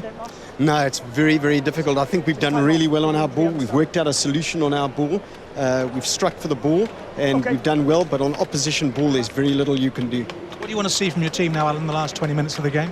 I just want to see what they've shown in the first 60. They've played with tremendous courage in this game. They've had a never-say-die attitude, and I want to see that right through till the end. Right, Alan, bless you. Thanks very much. Connaught away next week for Edinburgh, so another tricky, potentially, trip to Ireland. Of course, Connaught the champions, although the way they've started the season don't entirely look like the champions, but they can possibly right that today against the Scarlets and be a much better fettle. Either way, the sports ground is a tough place to go, whether the Connaught side are the reigning champions or not. So that'll be another stern test for Alan Solomons and his side. I must admit that game, Parky Scarlet, I think it's going to be a tough one for Connaught. I know Scarlets haven't got a point yet, but they showed real improvement at Ulster last week. And we saw last night just what sort of shape Ulster are in. So Solomon's men will go there thinking they've got a chance. A lot more chance than Alan Solomon seems to think his team have for the next 17 minutes anyway. Lads, you're gonna have to speak slow. Just come on. Ben Whitehouse needs more guidance here on the replacements that are being made. I think Munster are running out of personnel. What's going on, lads? Fair question. No, there's no result of foul play. So have they got a sub to come on? Lads, have they got a sub to come on, yes or no? Have they got a sub to come on, yes or... Miles, I reckon it's time to start counting players on the pitch. I got that feeling, you know. Right. Have they got a sub or are they dropping the 14? End of.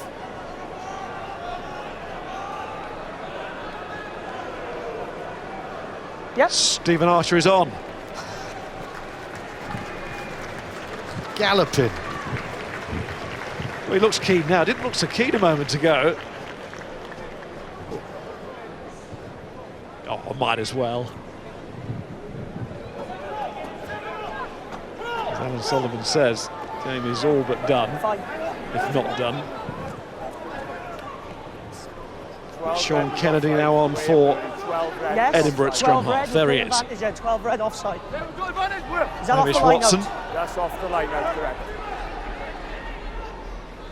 Kennedy again. Still playing the Kinghorn, Bradbury. Again, this Away guy five, Bradbury's had a very good game, you know. He always gets over that gain line. Let's go. That's the question of the week. Are you thinking about the Scotland squad? And he absolutely battered it back. Of course he would at that age. He said, look, I'll concentrate on Edinburgh first. But he is a name that is going to come into the frame pretty quickly if he continues at this rate of progress. No release, 13. Good. What's been so good about him, it's really been for back row forward. Everything has been in adversity today. As for Edinburgh, you know, they're 21 points down. If they could nick a try now, they're in with half a chance of a bonus point if they could score in the next 2-3 minutes, definitely. Ruck formed. Sutherland found life tough at the scrum because he's been on the loose head side. Major issues have been on the tight. Use it. two lists. Again, looking for the offload is Kennedy, and then driven on by Hardy. Fine. But well played by Ryan and Munster and Stander. Forward. And that is Come forward. out, hands forward. Come out to the hands forward. Rich vein of form for John Ryan. He devoured his opponents at Rodney Parade last week, and here he is, still on the pitch, quick as you like, cracking turnover ball to Stander, then it's lost forward, but the tight head is having a ball again. 2 injuries. He can't be man of the match 2 weeks running, can he? A tight head. Oh, tantalising question. Is he playing? To be fair, it's been more coming for the loose head, hasn't it? Let's go. As far as Munster are concerned, well, that's where the damage has been caused on the Edinburgh tight head side. Okay. Stay tuned to find out man of the match. What do you mean because of a yellow card? Okay. Let's go, lads. Is this a contested scrum, sir? Yes, it is, yes. There's a mark. Sit here. I'm sure Edinburgh enjoying the fact that the savage scrummaging has come to an end, but Crouch! there's even like a lull in the atmosphere before the scrums now, isn't there?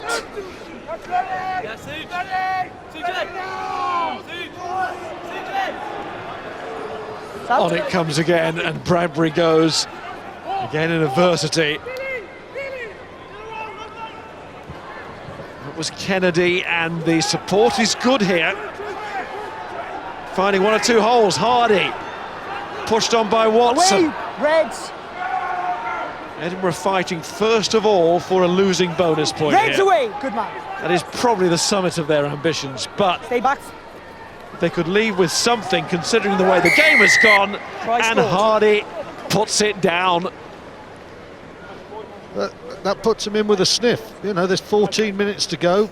If this conversion goes over, and it's not easy, into the teeth of this breeze, then Edinburgh, you know, 7 points away from it. Hardy, who has made a real impact in the first half and the second. Yes, I can, yeah. Gets that one down. Well, that was Ben Whitehouse's assumption. Did he lose this? Yes, please. No, it's a try. Is the clock good finish? On the halfway line? No, we don't want any more delays. No. You worried about that flight?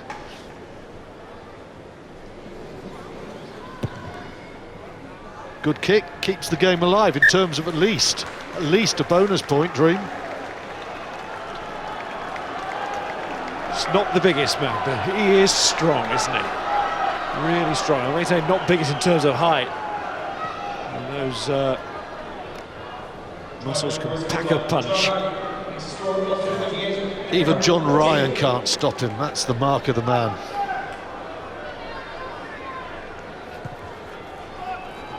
Four tries to 2. Lewis Carmichael on for his debut, replaces Fraser McKenzie. Must have subbed a lot of their main men as well now with 12 minutes to go. Score another here, and we'll be asking the question, can they turn it around? Even Alan Solomons had given up. Leave it, leave it! Good. With all his infinite wisdom. Here's Carmichael. Release! Don't touch him, don't touch him. Kennedy. Kinghorn. Oh, it's gone high. Backwards. Really looked difficult to catch that one. But coming through the bodies is Neil Cochrane. Carmichael again. Good carry. Away, Red! New energy in this Edinburgh side. Replacements have given that energy to the team. Hardy, the try scorer, one of them, and then it's on to Brown from Michael Allen. And there is Allen going up the touchline. Ball inside. Here's Hardy again. And Williams drives him out. And suddenly, there are 1 or 2 worried faces around us in the crowd, the Munster supporters. Well, Munster's utter dominance ended the moment the scrums became uncompetitive, and that allowed Edinburgh a break, and it got them back into this game. And I say, yeah, Hardy defensively was fabulous in the first half, and now in offence he's all over the place as well. Nice play from Allen as well, break down the touchline, good offload. You could see Edinburgh have added to their attacking game this season, but they really just haven't had enough platform this half to ask any questions until now. Quite a few players missing for Edinburgh today. Should say the new signings, likes of Rassalia. Tofilau is out of the foul play. He can then be replaced at the time by a player who has already come off. That's the only back difference. line. There's Hardy offloading as well. You talked about absentees, Miles. None more important than WP Nell and Ross Ford. Could have been very different with two of Scotland's front rowers. Really different. Alistair Dickinson as well, out with a hamstring problem. It's a whole front row of internationals. And out of the back row, Fehaki and Manu. A lot of weight and power there that's missing, but Edinburgh still clinging on to the thought of a losing bonus point. At the very least, here's Bryce. Another good line out still. Sutherland. All ball out, but you can't grip the ground, you're on your knees. You must release, the call, and then you can play the ball. Player wasn't released. Now this time Kinghorn has to find the corner. He has to find the corner, and Edinburgh suddenly, from the realms of impossibility, have themselves a chance of a bonus point first. So they've got 10 minutes to go. Sorry? And a lot can happen in that time. 13. That is a long time in a game of rugby. They're starting to get a lot of possession because yes, the power play has just turned against them. Alan Solomons, 6. I'm sure he wouldn't mind being proved 100% wrong. He'd be delighted. Up goes Toulis, here goes Edinburgh. Towards that Munster line. Driven on by this need for something out of this game. This newfound life that they have within the match. And was that the moment that they could have maybe snatched it? We shall see, but Munster survived that latest attack from Edinburgh. Form the maul, they're taking the ground, unplayable, it has to go to them.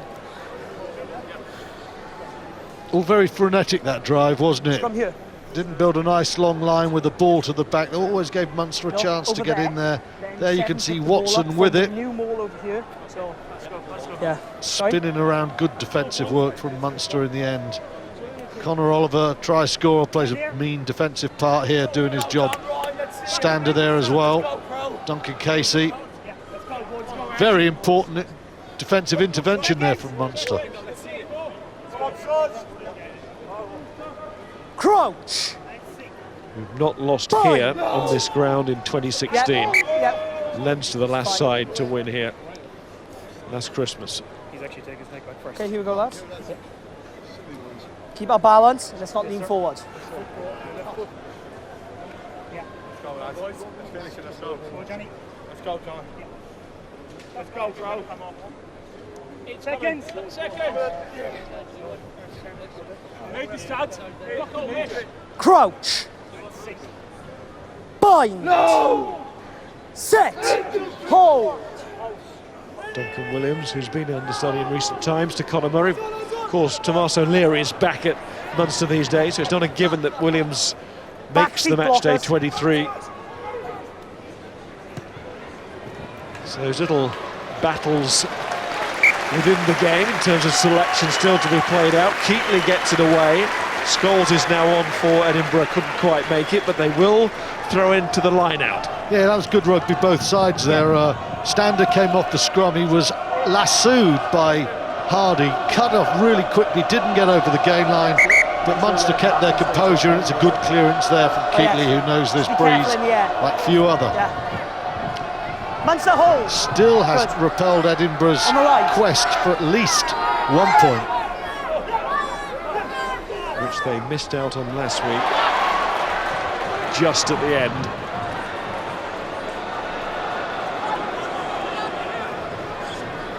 Scholes, good offload. Well, it would have been had it found its eventual target, which was Dean. He had a chance to take it, couldn't quite. Stander was stuck in there again. It's never been far from the action today, CJ Stander. 20 carries he's made. Keatley. Knock on. Lost forward. 2 knock-ons. First, knocked on by second. Edinburgh. Yeah, go on. Knocked on by this man on the floor, then 9 or 21. It's a little bit of a reversion to the first half where Munster's ball control was very sloppy. 2 seconds, lads. There's the pinball knock-ons. Stander. There's knocked on by your player on the floor. Carried a lot today again. That's not Stander, of course, that's Billy Holland on the carry. He hasn't carried as much.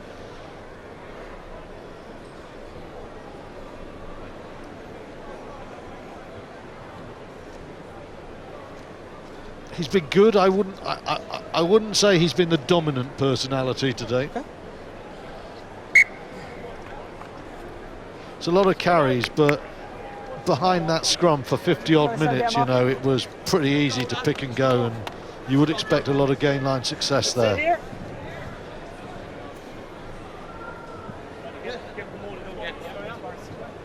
Let's go, boys. Edinburgh have shown some real heart actually by sticking in with this game. Likes of Sean Kennedy who's come in, Rory Scholes, Lewis Carmichael, they've all played their part. The game was perhaps over when that bonus point try went in. The scrum's obviously disintegrated, but Edinburgh showing a little bit of heart. There's been a lot of criticism in the way they play the game, but they've held on to the ball, and the likes of young Magnus Bradbury, for example, been quite outstanding today. And there he was, right as Scott was talking about him, Magnus Bradbury. And strong again.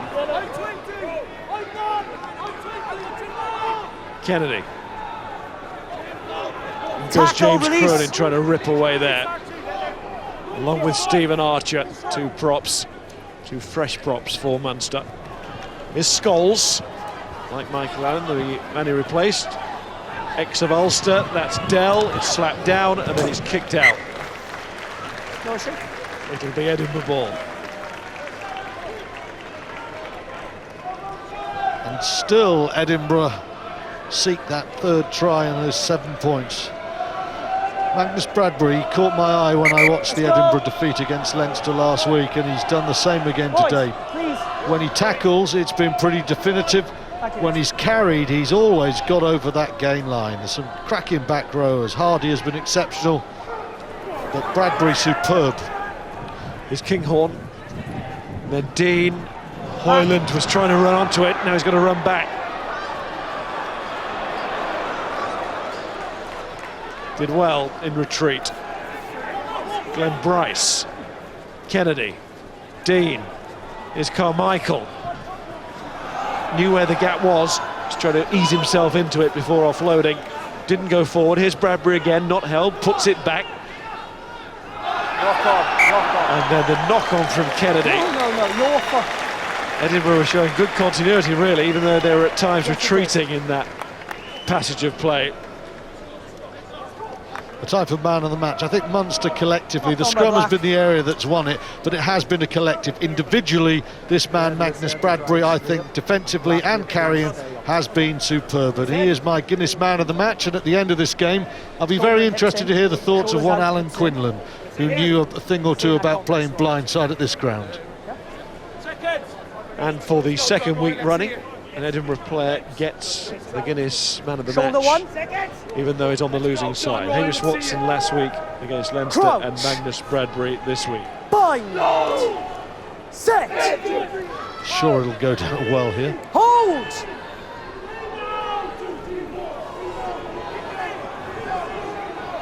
And Bradbury packing down at 8 there. It was up that side and it was up this side. We've got to reset that. Ben, the tight head's feet are too far back, and as a result, then the loose head's chasing them around. Okay. I'm going to come this side. Well, let's hear from Alan Quinlan on Bradbury's performance. Got a little break in the play here, Alan. Okay. Yeah, he's had a fantastic game, Magnus Bradbury.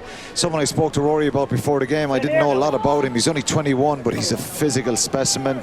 tall, rangy, really good on his feet, and very, very physical in the carry and the tackle. Exactly what you want from your blind side. He's mixed it up and put in some huge hits today for Edinburgh, and you know, the frustration for him probably is the scrum has been going backwards all the time, but he's been a standout performer throughout the whole game. Individual brilliant performance from him. Williams to Ronan O'Mahony. Tackle! It's always an interesting reaction from the home crowd when the away side is losing. One of their members gets man of the match. And here's Keatley, and then being accidental offside, run into by go his own man, Conor Oliver. Nothing intentional there, total mix-up. Sense from Munster's perspective now, the air has rather gone out of the balloon, hasn't it? They've won this game and they feel they're in control now. Better scrum that time. It's now really more than anything about Edinburgh. Sort of one last go at sprinting 70 metres for a score. Ian Keatley at 10 now. We're staying on, or it's a very gentle Fields of Athenry going around where we are, isn't it?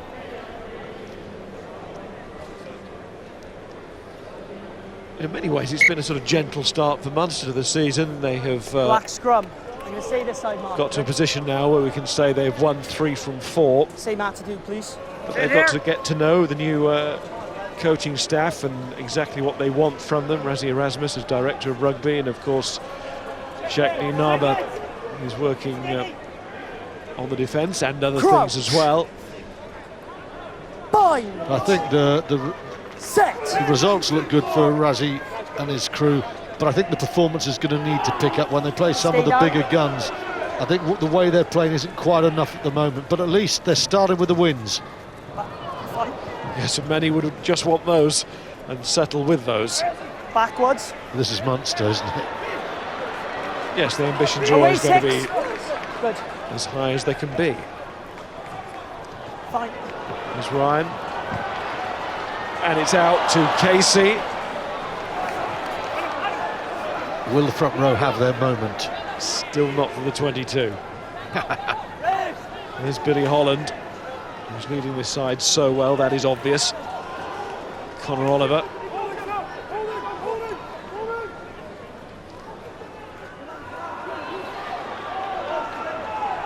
Not sure this victory today for Munster will make up for the home defeat to the Cardiff Blues, which still hurts in these parts, but 3 from 4 is pretty satisfactory. Tackle! Let's face it, their opponents today, Edinburgh, would have loved to have been in a position where they could say we've won 3 from 4. Results are what matter most. That was Wootton. There's Williams. And Munster just trying to give their crowd a final try to cheer here. They have the bonus point secure. He's in now. Back foot. Had it for a long time. With the O'Callaghan try, 2 tries in each half. There's James Cronin.